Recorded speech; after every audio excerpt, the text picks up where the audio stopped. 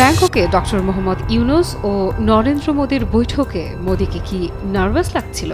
Doctor ইউনূসের অপেক্ষায় বৈঠকখানায় বসেছিলেন মোদী, সাথে তার উচ্চ পর্যায়ের ডেলিগেটস। এমন অবস্থায় বৈঠকস্থলে নোবেলজয়ী ডক্টর ইউনূস প্রবেশ করতেই দাঁড়িয়ে তাকে অভ্যর্থনা জানান মোদী।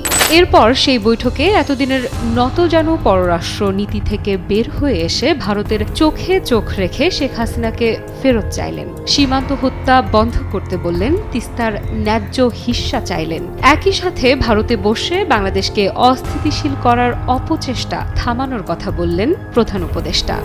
থাইল্যান্ডের ব্যাংককে অনুষ্ঠিত ষষ্ঠ বিমস্টেক সম্মেলনের ফাঁকে বাংলাদেশের অন্তর্বর্তীকালীন সরকারের প্রধান উপদেষ্টা অধ্যাপক মুহাম্মদ ইউনূস এবং ভারতের প্রধানমন্ত্রী নরেন্দ্র মোদীর এই দ্বিপাক্ষিক বৈঠকে পারস্পরিক স্বার্থ সংশ্লিষ্ট বিভিন্ন বিষয় নিয়ে আলোচনা হয়েছে, যার মধ্যে রয়েছে সাবেক প্রধানমন্ত্রী শেখ হাসিনার প্রত্যর্পণ, সীমান্ত হত্যা বন্ধ, গঙ্গা ও তিস্তা নদীর পানি বন্টন এবং ভারতে বসে বাংলাদেশের অস্থিতিশীলতা সৃষ্টির প্রচেষ্টা থামানোর মতো গুরুত্বপূর্ণ বিষয়গুলো। উভয় নেতা পারস্পরিক স্বার্থ সংশ্লিষ্ট সব ইস্যু নিয়ে আলোচনা করেছেন। ইউনূসের স্পষ্ট অবস্থান মোদীকে কিছুটা অস্বস্তিতে ফেললেও উভয় দেশের শান্তিপূর্ণ সম্পর্ক রক্ষায় এই বৈঠক হতে পারে এক মোড় ঘুরিয়ে দেবার মতো মুহূর্ত।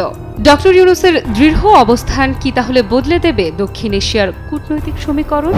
এর আগে বৃহস্পতিবার সন্ধ্যায় নৈশ ভোজের সময় দুই নেতা কুশলাদি বিনিময় করেন এবং তাদের ঘনিষ্ঠভাবে কথা বলতে দেখা যায়। এই বৈঠকটি ভারত ও বাংলাদেশের মধ্যে সম্পর্ক উন্নয়নের একটি গুরুত্বপূর্ণ পদক্ষেপ হিসেবে বিবেচিত হচ্ছে, বিশেষ করে সাম্প্রতিক সময়ে সম্পর্কের মধ্যে কিছু উত্তেজনা দেখা দেওয়ার পর।